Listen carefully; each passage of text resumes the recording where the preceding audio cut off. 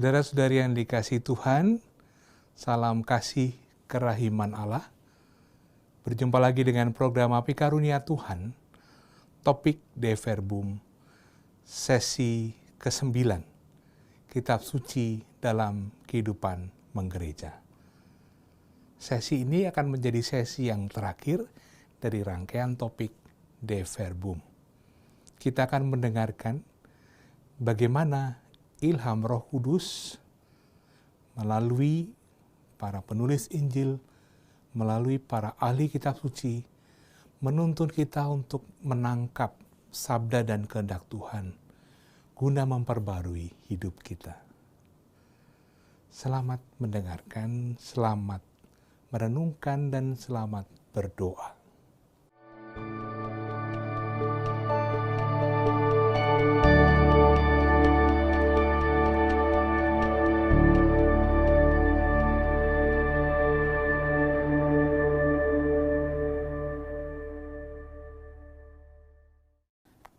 Saudari-saudara sekalian, kita sampai pada bab terakhir dari konstitusi dogmatis mengenai wahyu ilahi yang diberi judul Kitab Suci dalam Kehidupan Gereja.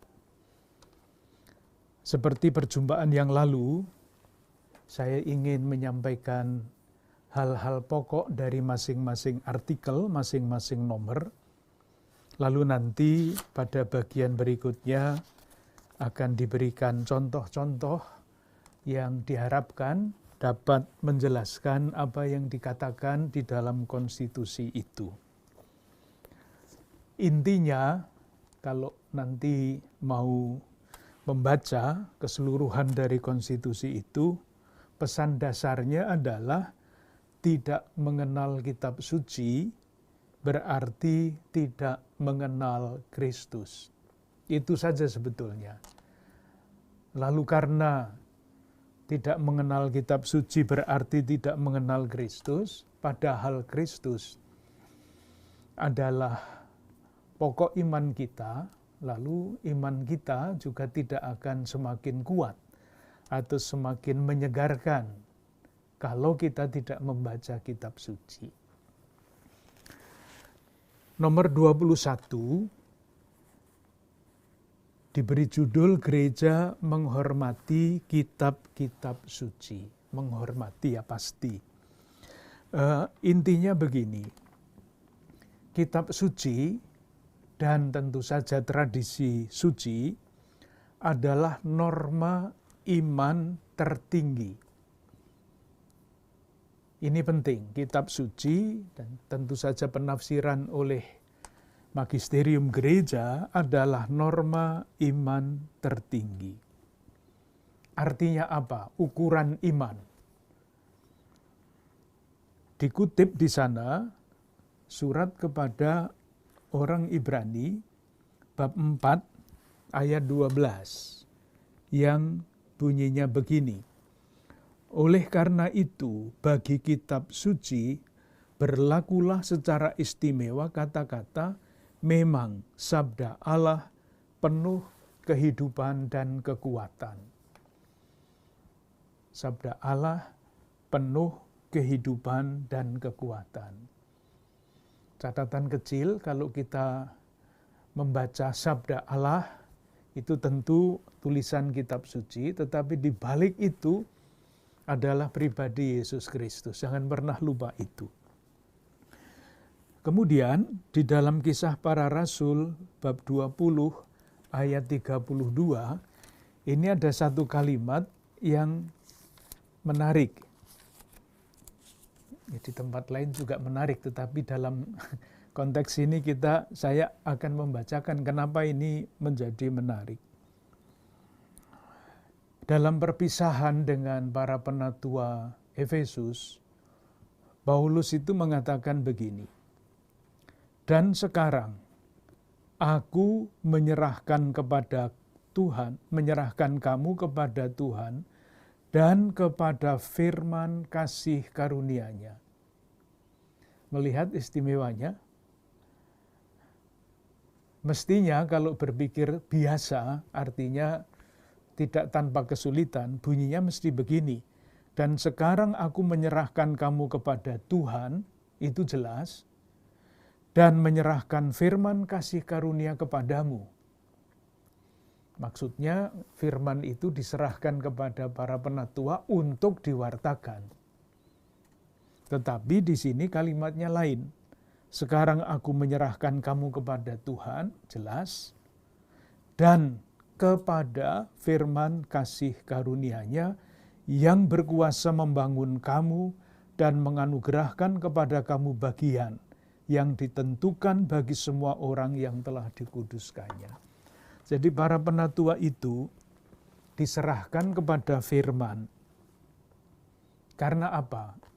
Karena firman itu bisa membangun kehidupan, membaharui kehidupan. Nah, dengan demikian, lewat artikel 21 ini, digarisbawahi betapa pentingnya kitab suci. Maka, konsekuensinya adalah nomor-nomor berikut 22, 23, 24, dan 25. Nomor 22, dianjurkan terjemahan-terjemahan yang tepat. Kitab suci, kita semua tahu, Perjanjian Baru ditulis dalam bahasa Yunani. Kitab suci Perjanjian Lama ditulis di dalam bahasa Ibrani. Menerjemahkan suatu teks yang begitu penting itu sangat dahsyat, sulit bukan main. Dengan mempertimbangkan bukan sekedar menerjemahkannya secara harafiah, kata ini bahasa Indonesianya begini, bukan, tetapi bagaimana pesan yang termuat di dalam bahasa asli itu dapat ditangkap dan disampaikan kepada pendengar yang mempunyai bahasa yang berbeda, dan dengan demikian mempunyai cara dari tempat yang berbeda dan mempunyai latar belakang budaya yang berbeda. Tidak mudah kalau pernah menerjemahkan suatu buku ke dalam bahasa lain, itu bisa memahami kesulitannya. Oleh karena itu, terjemahan-terjemahan kitab suci itu ada bermacam-macam. Dalam bahasa Inggris itu ada macam-macam versi. Dalam bahasa Indonesia itu syukur kepada Allah sampai sekarang hanya ada satu versi. Karena apa?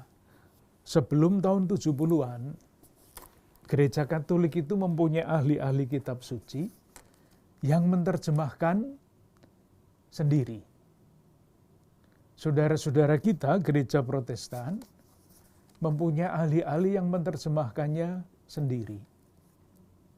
Ini kitab suci yang diterjemahkan oleh ahli-ahli Katolik sampai tahun 74. Sesudah itu tidak ada lagi kecuali di perpustakaan. Karena sesudah itu dalam rangka persatuan gereja sebagai simbol yang sangat dahsyat maknanya, Gereja Katolik, ahli-ahli kitab Katolik, dan tentu saja konferensi wali gereja mengatakan, sudahlah terjemahan yang kita buat itu selesai. Kita bergabung, artinya ahli-ahli Katolik bergabung dengan ahli-ahli Protestan di dalam Lembaga Alkitab Indonesia untuk menerjemahkan bersama-sama, kecuali yang Deuterokanonika, karena ahli-ahli Protestan tidak mengakui itu. Jadilah terbitan ini, terbitan bersama, dan pada bagian depan ditulis terjemahan ini diterima dan diakui oleh Konferensi Wali Gereja Indonesia. Jadi sekarang kita mempunyai satu terjemahan resmi, dan yang terjemahan lama dari Gereja Katolik masih ada di perpustakaan untuk studi, karena terjemahan itu sangat berharga. Nah, terjemahan yang ini yang praktis dari tahun 74 itu sekarang sedang direvisi. Silahkan membayangkan revisi terjemahan itu butuh waktu tidak 1 bulan, 2 bulan, sudah 10 tahun belum selesai. Belum nanti sosialisasinya, belum kesulitannya kalau mengundang sesudah diterjemahkan dari bahasa asli ke bahasa Indonesia, nanti masih konsultasi lagi dengan ahli-ahli bahasa. Ini kalau begini ini maksudnya apa? Kalau begini bisa dimengerti bagaimana? Prosesnya panjang. Tetapi gereja sangat menganjurkan terjemahan yang tepat. Terjemahan yang tepat itu tidak mudah. Dibaca juga kadang-kadang kalimatnya sudah baik secara bahasa Indonesia, tetapi maksudnya tidak jelas. Maka diusahakan juga terjemahan dalam bahasa Indonesia sehari-hari. Itu dalam bahasa pergaulan. Jadi kalimatnya nanti kalau bertemu dengan edisi yang seperti itu, kitab suci dalam bahasa sehari-hari, itu dibacanya lebih enak. Karena memakai bahasa yang tidak kaku, tujuannya supaya siapapun bisa memahami itu dalam bahasa Indonesia yang sederhana. Masih ada lagi terjemahan lain, yaitu terjemahan yang dipakai untuk ibadah, liturgi. Itu sudah sejak zaman dulu ada naskah yang berbeda untuk liturgi. Maka kalau kita pergi ke gereja membawa Alkitab ini dan mencocokkan dengan yang dibacakan dari leksionarium yang dipakai untuk ibadah, kadang-kadang kok berbeda. Ya memang berbeda, karena itu kepentingan untuk liturgi yang khusus. Itu mengenai terjemahan kitab suci. Nanti moga-moga dalam waktu yang tidak terlalu lama terjemahan baru itu akan muncul dan tidak menimbulkan macam-macam masalah. Salah satu masalahnya pasti masalah harga ya. Kita sudah punya ini, kok muncul barang baru, ya enggak apa-apa, memakai yang lama juga tetap saja baik. Hanya lama-kelamaan, kalau yang lama ini sudah rusak seperti punya saya ini, nanti bisa yang pakai yang baru tetapi entah kapan. Teksnya secara definitif sudah jadi, tinggal merevisi lebih lanjut. Belum kalau kita bicara mengenai teks kitab suci. Tapi saya kira kalau saya mulai omong tentang ini nanti bisa tambah sulit. Tapi biar ya saya berikan contoh satu saja. Kitab suci ini dulu ditulisnya itu tidak dari depan sampai belakang lengkap. Aslinya adalah manuskrip, tulisan tangan, manuskrip. Dan ada banyak, belum ada mesin cetak, maka setiap misalnya Injil Lukas itu ada salinan-salinan. Teksnya begini, disalin oleh orang lain begitu dan sebagainya. Nah, bisa membayangkan kan ketika orang menyalin teks, kadang-kadang ada salahnya. Nah, salah itu bisa diteruskan. Yang disalin benar, yang nyalin salah. Yang nyalin berikutnya, nyalinnya seperti yang salah itu. Sehingga sebelum menjadi teks kitab suci ini, para ahli yang namanya para kritikus teks itu memilih teks mana yang kira-kira paling sesuai dengan yang awal. Itu ada ilmu sendiri. Kita tidak masuk ke situ, tetapi saya memberikan contoh kecil sekali, sangat kecil. Dalam Injil Lukas, bab 5 ayat 1-11, kita semua tahu ceritanya, penjala ikan menjadi penjala manusia, itu Petrus mengatakan, ayat 5 saya baca, ini teks yang Katolik yang dari sebelum tahun 74. Simon menjawab, "Guru, telah sepanjang malam kami bekerja keras dan tidak menangkap apa-apa." Lalu ayat 7, lalu mereka memberi isyarat dan sebagainya. Ayat 8. Lalu ketika Simon melihat hal itu, ia pun tersungkur di depan Yesus dan berkata. Teks ini bunyinya, ketika Simon melihat hal itu, ia tersungkur. Nah, kalau membaca teks yang ini, beda. Ini teks yang sesudah tahun 74. Bunyinya begini, Lukas bab 5 ayat 8. Ketika Simon Petrus melihat hal itu, ia pun tersungkur.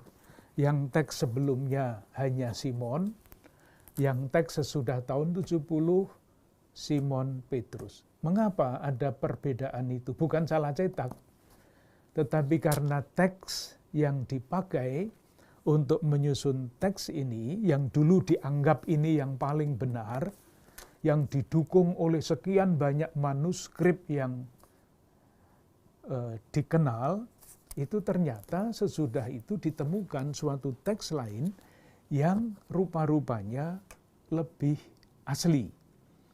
Ini ruwet.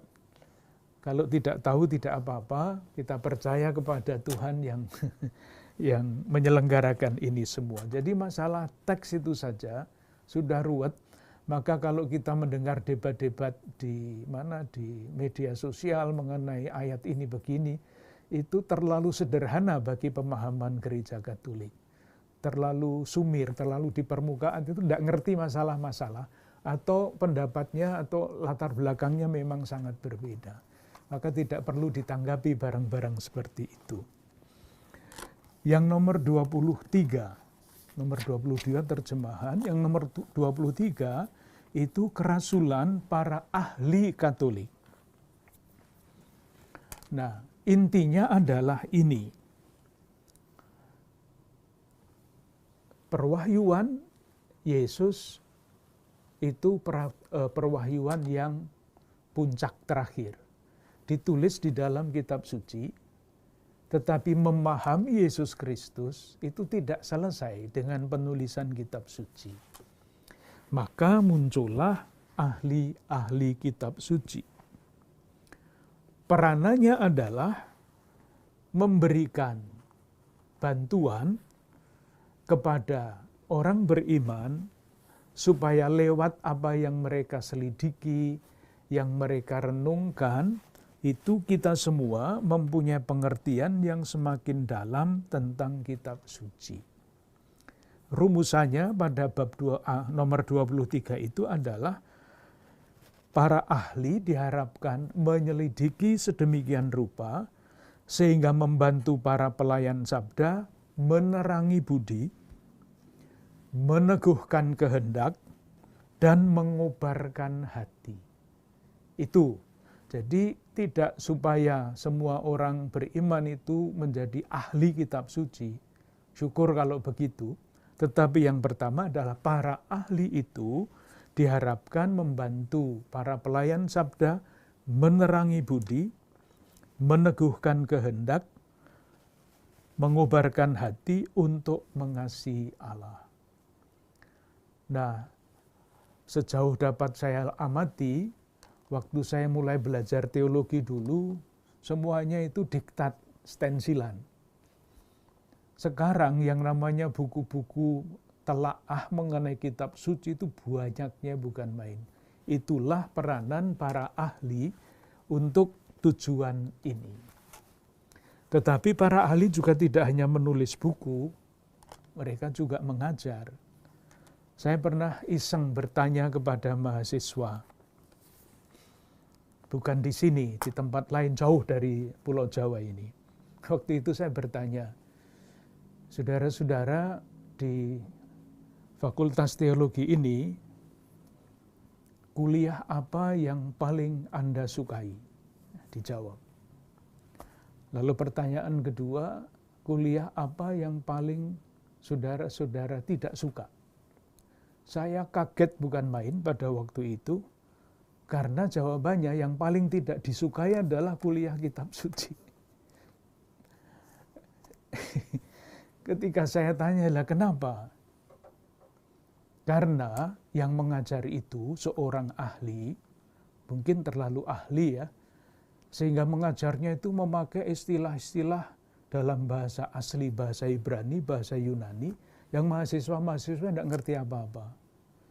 Tapi kan kalau sudah pakai bahasa asing itu kan kelihatan hebat ya, padahal muridnya nggak ngerti apa-apa. Dan alasan yang kedua, nilainya mahal katanya. Nah ini pasti yang begini-begini ini tidak sesuai dengan anjuran dari, kalau bisa dipermudah, kenapa dipersulit dengan segala macam istilah itu. Demikian juga pada nomor 24, pentingnya kitab suci bagi teologi. Intinya begini, sebelum Dei Verbum ini dimengerti dengan baik, para teolog, ahli teologi itu sudah punya pikirannya sendiri. Sudah punya pikiran sendiri. Nah, untuk membenarkan pikiran itu, dikutip kitab suci. Jadi kitab suci dicomot untuk referensi, supaya mendukung gagasannya sendiri.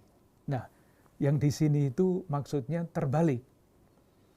Kalau mengembangkan suatu renungan atau refleksi iman, tidak mikir dulu baru kemudian mencari di kitab suci, tetapi sabda Allah itu berbicara apa, dan dari situ dikembangkan menjadi jiwa teologi. Yang nomor 25 itu judulnya adalah dianjurkan pembacaan kitab suci, membaca kitab suci. Dan istilah yang dipakai, saya kutip misalnya, maka hendaklah mereka dengan suka hati menghadap nas yang suci sendiri.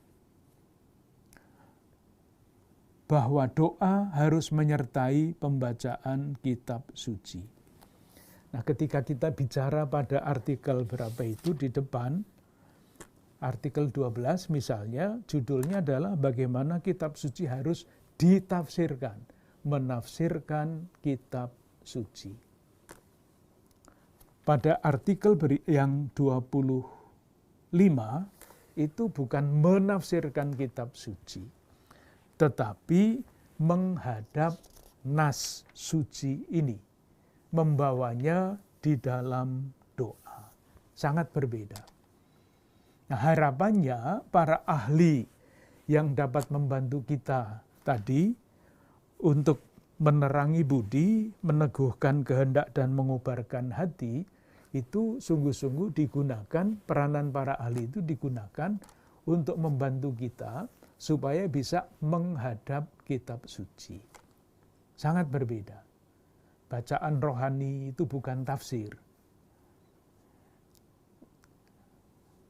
Tentu kedua-duanya mempunyai hubungan yang sangat erat.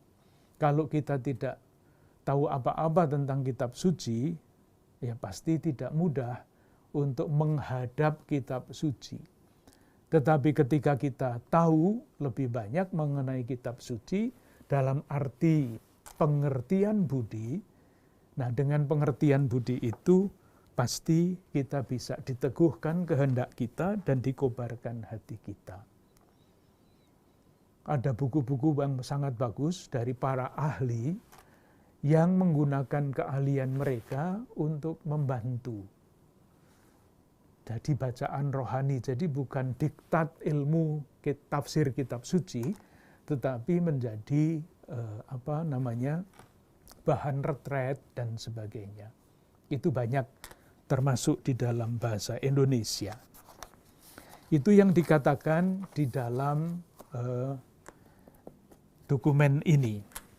Sekarang saya ingin memberikan 1-2 contoh untuk ilustrasi bagaimana pesan-pesan pada bagian terakhir ini ditanggapi. Yang pertama, kitab suci di dalam liturgi. Ada satu dekrit atau dokumen Konsili Vatikan II yang berbicara tentang liturgi yang disebut Sacrosanctum Concilium. Pada nomor 24 dikatakan bahwa di dalam liturgi kitab suci itu dikutip, dibacakan, dijelaskan di dalam homili, mazmur dinyanyikan, Dan dengan ilham kitab suci itu, permohonan dilambungkan, doa-doa dan madah dilakukan. Bagus ya, Sacrosanctum Concilium. Nanti bisa dicari sendiri, nomor 24. Nah, sementara di dalam Dei Verbum artikel 21 dikatakan begini, kitab-kitab ilahi seperti juga tubuh Tuhan sendiri selalu dihormati oleh gereja yang terutama dalam liturgi suci, tiada hentinya menyambut roti kehidupan dari meja sabda Allah maupun tubuh Kristus dan menyajikannya kepada umat beriman. Sangat menarik sebetulnya, dan sebetulnya juga bisa ditarik secara praktis, tetapi pasti tidak mudah. Yang mau dikatakan di sini adalah ibadat sabda itu disejajarkan dengan ibadat ekaristi. Dikatakan begini, seperti juga tubuh Tuhan sendiri, kitab-kitab ilahi selalu dihormati oleh gereja. Seperti tubuh Tuhan sendiri. Jadi kitab-kitab ilahi sabda itu dihormati seperti tubuh Tuhan sendiri. Ini sebetulnya kalau mau sederhana, konsekuensinya ibadat sabda itu juga sangat penting, sama seperti halnya sangat pentingnya ibadat ekaristi. Tapi sekarang kan kalau di tengah-tengah umat kita mengatakan, oh hanya ibadat sabda, hanya ibadat sabda. Padahal kalau ini diterima dengan bagus, dengan baik, dengan sungguh-sungguh, ibadat sabda itu sama pentingnya dengan ibadat ekaristi. Hanya saja di dalam dokumen mengenai liturgi itu dikatakan bahwa ekaristi adalah puncak dan sumber hidup Kristiani. Nah, itulah ada ada pertentangan yang tidak mudah didamaikan. Di dalam Sacrosanctum Concilium nomor 10 dikatakan bahwa hidup ekaristi adalah puncak dan sumber kehidupan. Sementara di dalam Dei Verbum artikel 21, kitab-kitab suci, kitab-kitab ilahi itu seperti juga tubuh Tuhan sendiri. Tetapi biarlah itu dibicarakan oleh para ahli di dalam bidangnya. Tidak gampang. Nah, dalam rangka memperkenalkan kitab suci atau mengajak umat untuk mendengarkan pewartaan kitab suci di dalam liturgi, disusunlah yang sekarang kita sebut leksionarium. Jadi, kalau mengikuti perayaan Ekaristi hari Minggu, itu ada tahun A, tahun B, tahun C. Tahun A itu bacaan pokok Injilnya adalah Matius. Tahun B itu bacaan Injilnya adalah Markus. Tetapi karena Markus itu Injilnya pendek, maka Injil Yohanes juga dibacakan di situ. Tahun C itu adalah bacaan Injil Lukas. Jadi sebetulnya kalau orang Katolik pergi ke gereja setiap minggu tanpa membaca sendiri seluruh keempat Injil itu sudah didengarkan. Dan begitu terus berputar, tahun A, tahun B, tahun C, terus kembali lagi tahun A, tahun B, tahun C. Nah, bersama-sama dengan pilihan dari kitab suci dari Injil, bacaan Injil, bacaan ketiga, dipilihlah kutipan-kutipan dari Perjanjian Lama. Jadi, pilihan kutipan-kutipan yang pesannya dianggap sesuai dengan pesan Injil. Sehingga bacaan pertama dan bacaan Injil dalam leksionarium liturgi tahun-tahun ABC itu cocok. Sementara bacaan kedua itu diambil dari bagian-bagian lain dari kitab suci, Perjanjian Baru, yang bukan Injil. Jadi sekali lagi, kalau orang Katolik pergi ke gereja setiap minggu dalam 3 tahun, itu praktis seluruh Injil keempatnya sudah didengarkan, diwartakan, dan diulas. Dan bagian-bagian perjanjian lama yang paling penting, sementara dari bacaan kedua, bagian kitab suci yang lain. Ada lingkaran yang lain, yaitu lingkaran harian, bukan lingkaran mingguan. Ada tahun 1 dan tahun 2, tahun ganjil, tahun genap, sekarang pasti tahun kedua.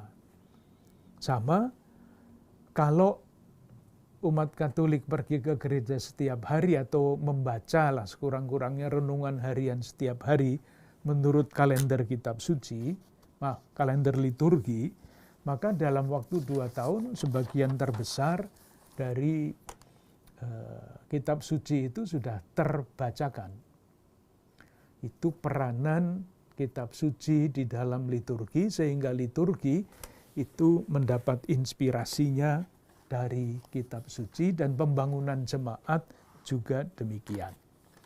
Itu yang pertama, kitab suci di dalam liturgi.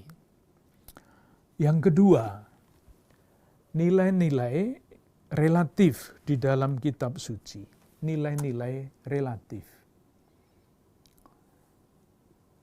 Kita sudah mempelajari bahwa Tuhan itu mewahyukan diri di dalam proses sejarah yang panjang. Dan sejarah itu memuat konteks, budaya, zaman, tempat. Konsekuensinya, tidak semua bagian dari kitab suci itu sama pentingnya, khususnya di dalam perjanjian lama. Ada bagian yang tidak sangat berarti atau tidak berarti banyak bagi kita. Kita sebut saja misalnya dari kelima kitab Musa, kitab Imamat. Saya tidak tahu kalau membaca kitab Imamat dari depan sampai belakang ini bosannya kayak apa. Karena isinya adalah aturan-aturan ibadat pada zaman itu yang sekarang praktis tidak ada yang berlaku lagi.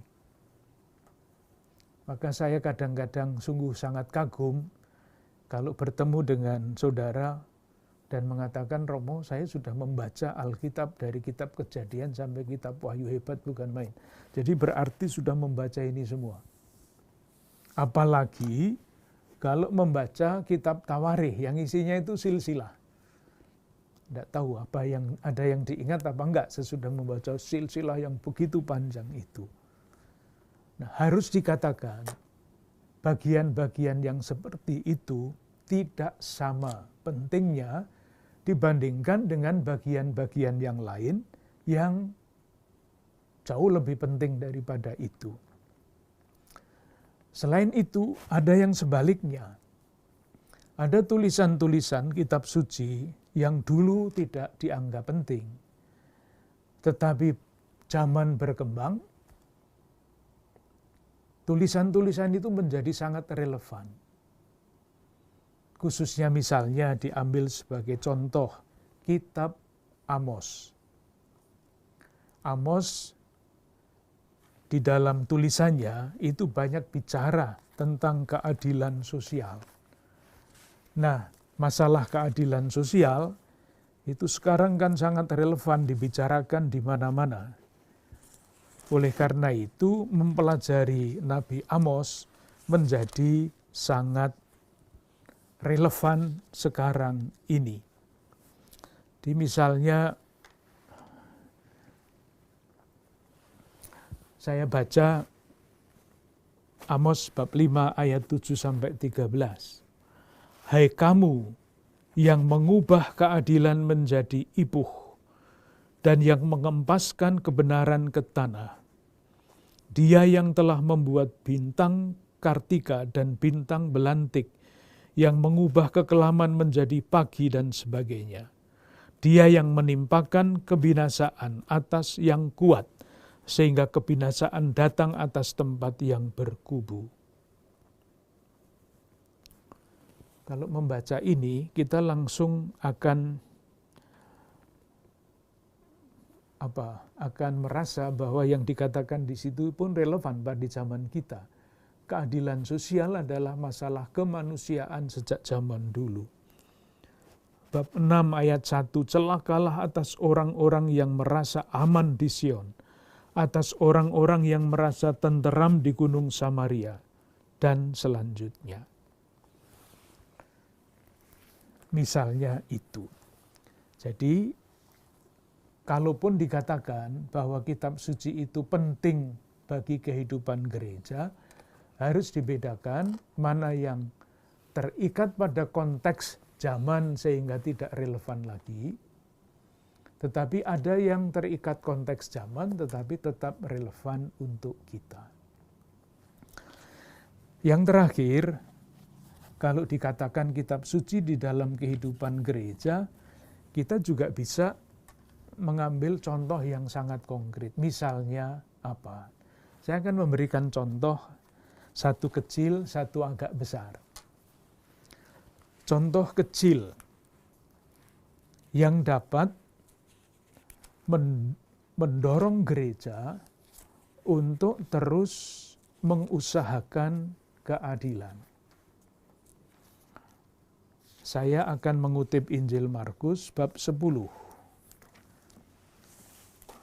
Ayat 17 sampai 27, kisahnya kita semua hafal, orang kaya sukar masuk kerajaan surga. Nah, di dalam wawancara antara orang kaya dan Yesus, itu percakapannya begini. Saya baca mulai ayat 17, bagian yang kedua.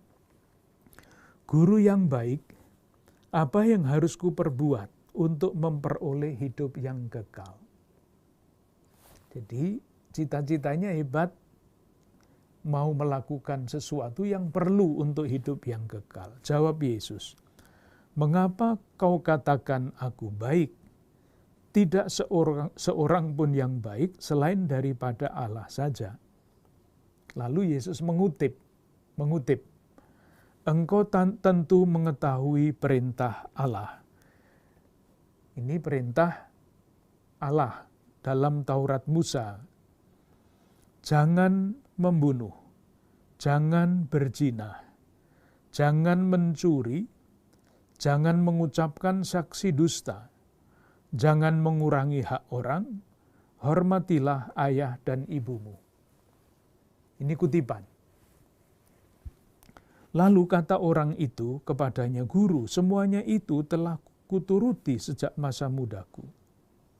Tetapi Yesus memandang dia dan menaruh kasih kepadanya dan selanjutnya. Kalau kita tidak membaca dengan teliti, ya sudah, inilah perintah di dalam hukum Musa. 10 perintah Allah itu bunyinya begitu. Dikutip, dan orang muda kaya itu sudah menjalankannya semua. Gitu kan? Tetapi coba lihat, mulai teliti, membandingkan antara yang dikutip dan yang menjadi kutipan. Di depan hormatilah ayah dan ibumu, itu ada tanda petik perintah tambahan yang tidak ada di dalam kutip yang dikutip, yaitu jangan mengurangi hak orang. Itu tidak ada di dalam ke-10 perintah, tetapi masuk di sini. Nah, kalau kita tidak awas, lalu ya sudah lewat begitu saja. Tetapi kalau kita awas, membaca ini, kita bertanya ketika membaca kisah ini, mengapa Markus di dalam Injilnya menambahkan kalimat ini, jangan mengurangi hak orang. Itu yang namanya redaksi. Nah, rupa-rupanya, nah ini penafsiran. Jadi pertanyaannya adalah, mengapa Markus meredaksi dan menambahkan ayat ini, bagian ini? tafsirannya kemungkinan besar di balik kisah orang kaya yang ingin mendapat hidup kekal itu ada struktur sosial yang tidak adil. Struktur sosial yang tidak adil. Di dalam struktur sosial yang tidak adil itu, mengambil hak orang lain itu dianggap biasa.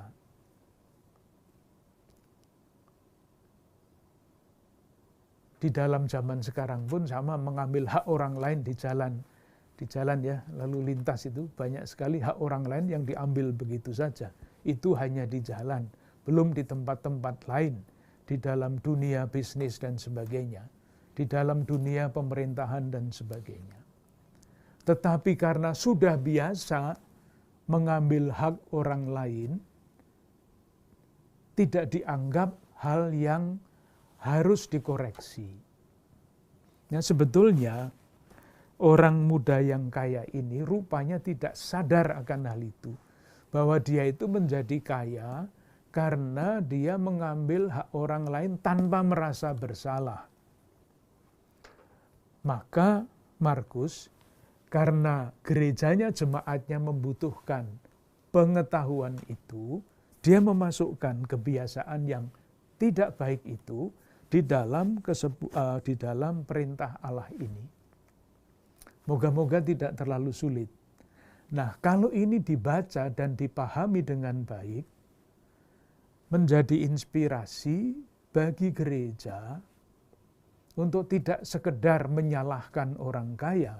Enggak, orang kaya yang baik itu banyak. Paulus juga didukung oleh orang-orang kaya pada zamannya. Tetapi masalahnya adalah orang itu kaya karena mengambil hak orang lain tanpa merasa bersalah. Nah, kalau dipahami seperti itu, pertama tentu belum memahami, tetapi bertanya dulu, mengapa ini kok tidak ada di dalam yang dikutip, kok masuk di sini? Jawabannya tadi, para penginjil itu meredaksi sesuai dengan kepentingan gereja. Pesannya jelas. Atau seperti yang kemarin atau dalam pertemuan yang terdahulu kita baca, ketika menjelaskan tentang perumpamaan benih di dalam Injil Lukas, tidak ada yang 30, 60, 100 kan. Tetapi dikatakan yang jatuh di tanah yang baik itu ialah orang yang setelah mendengarkan firman itu menyimpannya dalam hati yang baik dan mengeluarkan buah dalam ketekunan. Itu yang dituntut oleh Lukas di dalam gerejanya. Setiap hari tekun mengikuti Yesus. Jadi saya mau mengatakan ketika kitab suci dipahami dari perspektif tertentu, memberikan inspirasi yang kuat bagi gereja untuk memberikan perhatian dalam hal tadi yang saya kutip, melawan struktur-struktur sosial yang tidak adil. Sekarang banyak sekali penafsir-penafsir khususnya dari negara-negara Amerika Latin yang justru membaca kitab suci dari analisa sosial politik seperti itu. Itu contoh yang singkat. Sekarang contoh yang agak panjang mengenai Bunda Maria. Mengenai Bunda Maria kan selalu menarik ya. Kita berdoa, kita berziarah, kita rosario, macam-macam. Bagi kita tentu pertanyaannya adalah kita bisa belajar apa dari Bunda Maria tentang iman dan konsekuensi iman. Itu kan kita tidak sekedar mohon doa-doa Maria, pengantaraan Maria, tetapi meneladan Bunda Maria.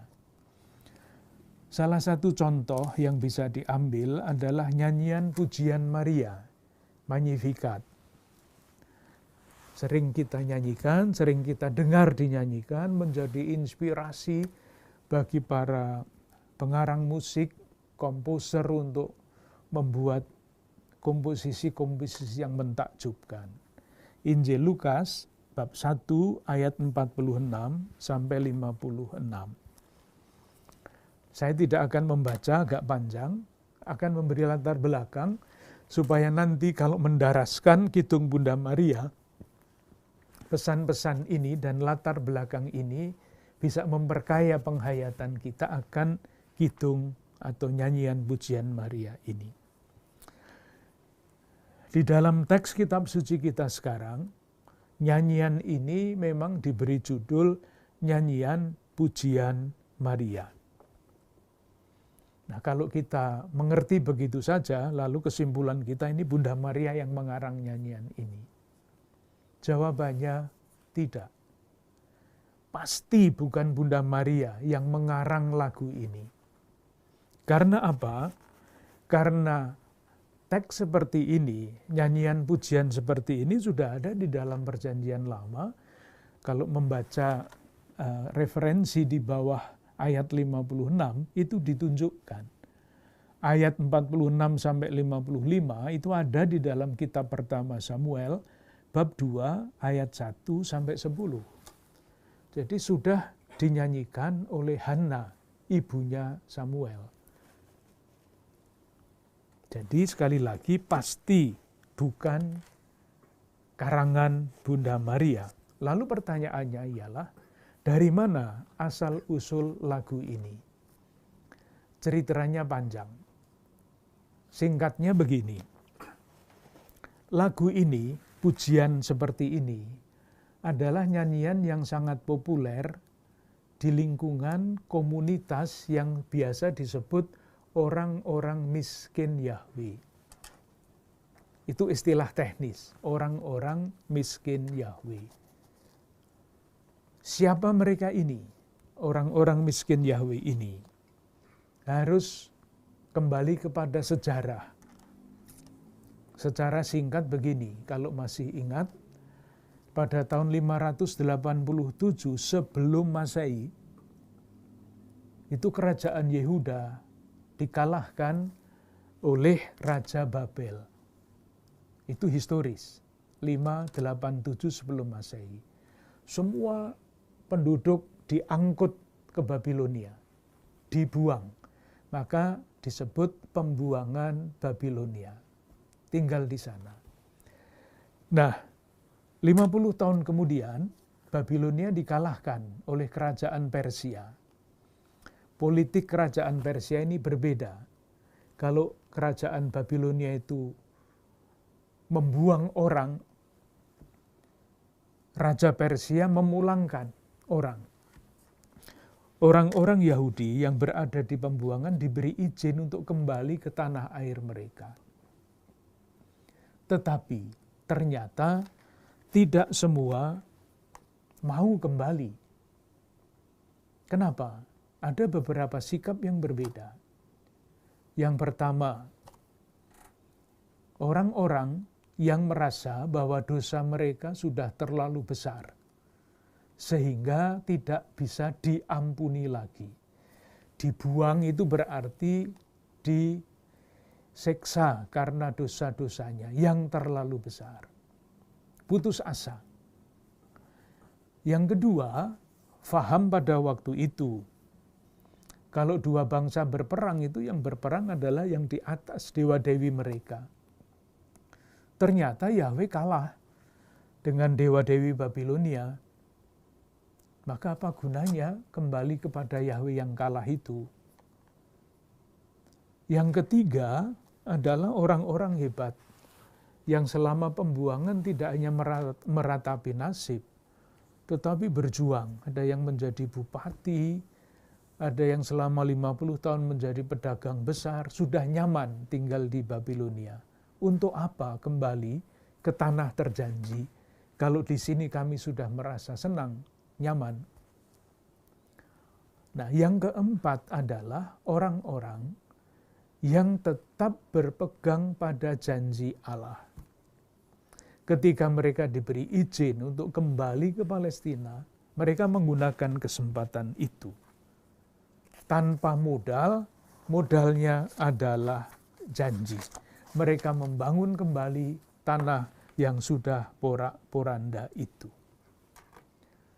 Mereka inilah yang selalu menyanyikan, di lingkungan mereka inilah nyanyian seperti ini sangat populer. Allah memberi janji untuk menyelamatkan umatnya. Jadi meskipun sudah terpuruk habis, dibuang di Babilonia, janji itu masih berlaku. Maka ketika Raja Persia membolehkan, mengizinkan mereka kembali dengan harapan pada janji itu. Itu yang disebut orang-orang miskin Yahweh. Nah, langkah berikutnya dalam perjalanan waktu, orang-orang yang percaya kepada janji itu melihat bahwa janji mereka itu terpenuhi oleh Yesus. Ini pemenuhan janji Allah itu. Kenapa? Kenapa mereka melihat di dalam diri Yesus janji-janji Allah itu terpenuhi? Misalnya, satu, Yesus di dalam pengajarannya menyatakan orang-orang miskin, lapar, haus, yang dibenci itu adalah orang-orang yang berbahagia, yang dicintai oleh Tuhan. Berikutnya, Yesus sendiri tampil sebagai tanda petik orang-orang miskin yang dianiaya dan dibunuh, tetapi tetap percaya kepada Allah yang memberi janji itu. Bukan main. Sudah mati, dibunuh, habis, tetapi kepercayaannya masih ada. Nah, kepercayaan itu tidak sia-sia.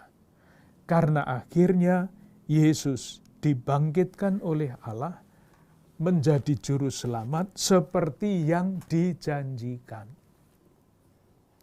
Nah, orang-orang yang tadi, yang awal mulanya kembali ke tanah terjanji, pada zaman itu menemukan, yang sudah mempunyai nyanyian yang seperti ini, menemukan di dalam diri Yesus kepenuhan janji itu. Nah, karena itulah lagu yang asli itu digubah sesudah wafat dan kebangkitan Kristus. Moga-moga jelas. Jadi lagu ini populer di lingkungan orang-orang miskin Yahweh. Mereka melihat, merasa yakin bahwa Yesus adalah kepenuhan janji Allah. Lagu yang sudah lama ini digubah. Dan oleh Injil Lukas, oleh penginjil Lukas, nyanyian yang sudah digubah, nyanyian pujian akan Kristus yang bangkit, akan karya Allah di dalam Kristus yang bangkit ini, diletakkan di dalam diri Bunda Maria sebagai wakil orang miskin Yahweh. Pribadi yang tetap percaya dan yakin bahwa kepercayaannya tidak sia-sia.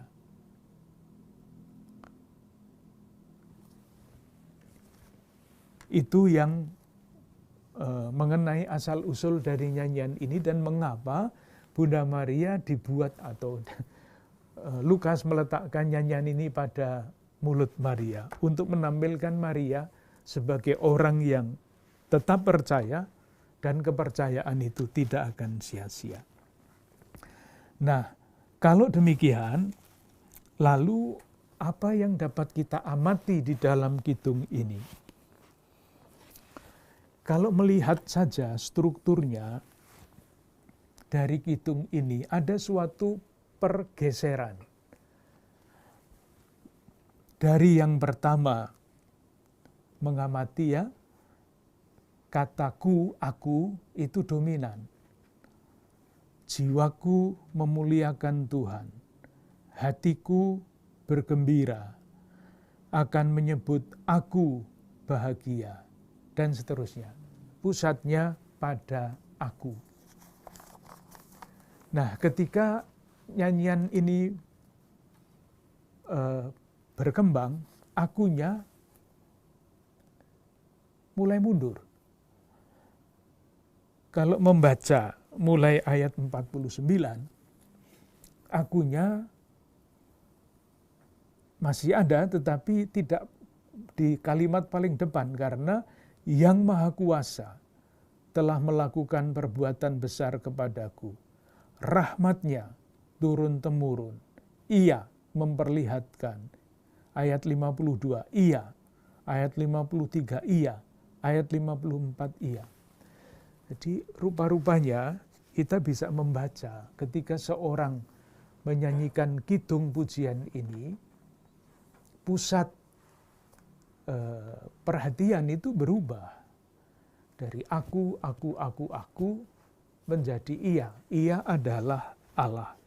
Itu adalah kontemplasi. Ketika seluruh perhatian hati, budi, dan seluruh diri terpusat tidak lagi pada aku, tetapi pada Allah. Maria adalah pribadi yang kontemplatif dalam arti seperti itu. Maka meneladan Bunda Maria, berbakti kepada Bunda Maria, itu antara lain pesannya seperti ini. Supaya di dalam hidup itu tidak berpusat pada aku, tetapi pada Dia yang melakukan karya-karya besar. Juga menarik kalau kita memperhatikan perubahan dari aku yang tadi sudah kita lihat, jiwaku memuliakan Tuhan, hatiku, dan selanjutnya. Pada ayat 50, kalimatnya berubah. Tidak lagi pada aku, tetapi pada orang ketiga, umum. Jadi misalnya ayat 50, dan rahmat-Nya turun-temurun atas orang yang takut akan Dia. Tidak mengatakan rahmat-Nya turun-temurun atas aku. Tidak ada lagi aku seperti itu. Ayat 50, Ia memperlihatkan kuasa-Nya dengan perbuatan tangannya dan mencerai-beraikan orang. Ia menurunkan orang dan meninggikan orang. Tidak meninggikan aku, tetapi meninggikan orang. Pesannya apa? Ya silahkan menarik kesimpulan masing-masing. Tapi yang satu ini pasti dapat disimpulkan adalah aku itu tidak sendiri. Aku adalah bagian dari umat manusia umum yang mengalami karya keselamatan Tuhan. Dengan kata lain, pujian ini membantu kita untuk bertumbuh di dalam solidaritas kemanusiaan. Bukan saya, aku yang diselamatkan. Tuhan memperhatikan semua orang. Bertumbuhnya solidaritas. Yang ketiga adalah tampak sekali perubahan tata nilai. Orang yang merasa yakin mengalami keselamatan, mau tidak mau, skala nilai itu akan berubah. Di dalam kidung ini ada 3 nilai yang dihadap-hadapkan. Yang pertama bagian kiri misalnya orang yang congkak, orang yang berkuasa, orang yang kaya. Itu suatu tata nilai sendiri. Sementara pada bagian kanan itu ada takut akan Allah, rendah, lapar. Tentu kidung ini tidak menghitungkan pujian karena lapar, bukan itu. Itu semuanya adalah simbol berubahnya tata nilai kehidupan. Konsekuensi dari pribadi yang merasa yakin dan mengalami keselamatan akan berubah tata nilainya. Seperti Paulus yang pernah kita lihat, semuanya kuanggap rugi karena Kristus. Yang dulu dibangga-banggakan itu semua ditinggalkan. Sekarang dia mengambil, menyusun tata nilai baru di dalam kehidupan. Maka devosi kita kepada Bunda Maria intensitasnya, kedalamannya juga bisa dibaca dari situ. Sejauh mana dengan bantuan doa-doa Bunda Maria dan teladan Bunda Maria, saya didorong untuk mengubah skala nilai di dalam hidup saya. Itu tentu suatu pembicaraan tersendiri. Yang terakhir adalah pertanyaannya, apakah yang didoakan oleh Bunda Maria ini real apa enggak? Jadi misalnya rahmatnya turun-temurun atas orang yang takut akan Dia, mencerai-beraikan orang yang congkak hatinya. Real apa enggak itu? Dia yang congkak tambah congkak, yang menderita tambah menderita, gitu kan sekarang ini.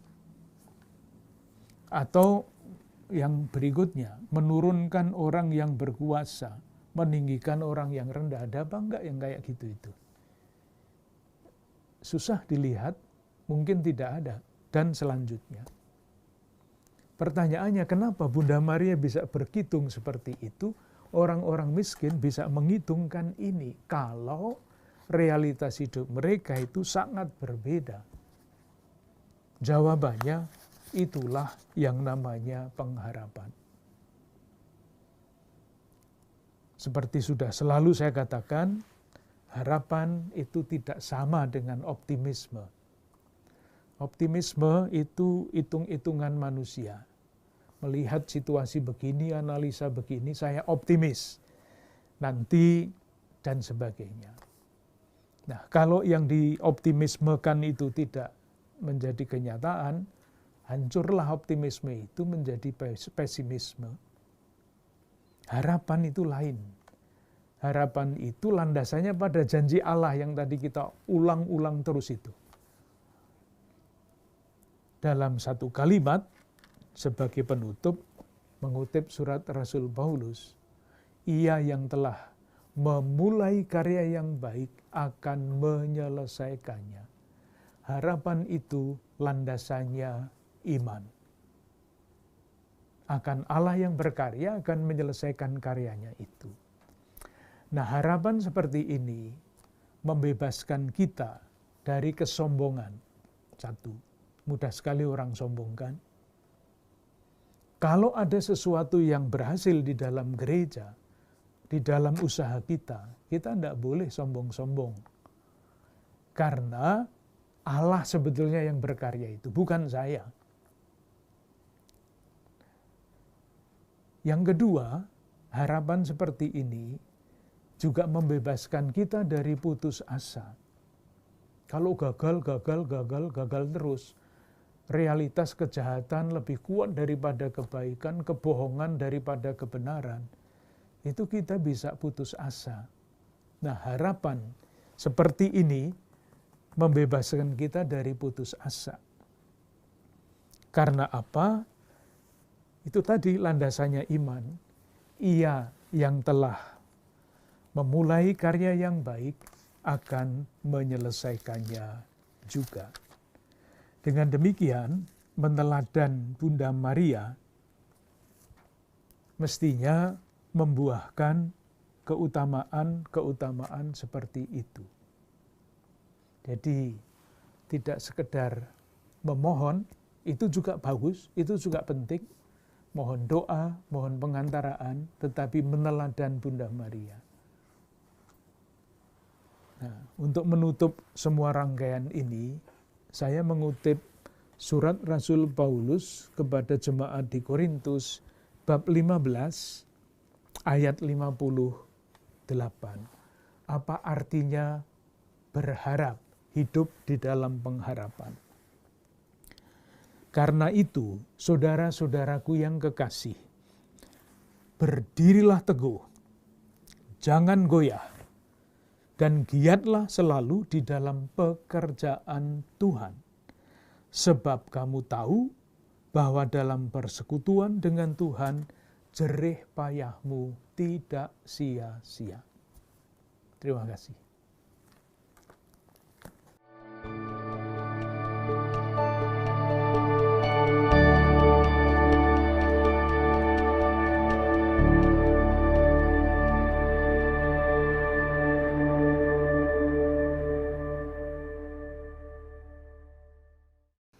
Saudara-saudara yang terkasih, kita sudah berada di sesi terakhir program Akpi Karunia Tuhan, topik De Verbum sesi ke-9.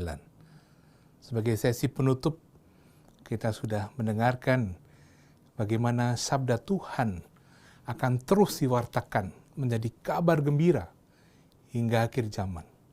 Sabda Tuhan yang meneguhkan perjalanan hidup kita, memperbarui hidup kita. Kita akan berjumpa lagi dalam program Akpi Karunia Tuhan Senin malam minggu depan, masih tetap dengan Bapak Kardinal Suharyo, dengan topik baru yang tidak kalah menarik, yaitu mengenai 4 Injil dan rahasia-rahasianya. Sampai jumpa. Terima kasih, Tuhan memberkati.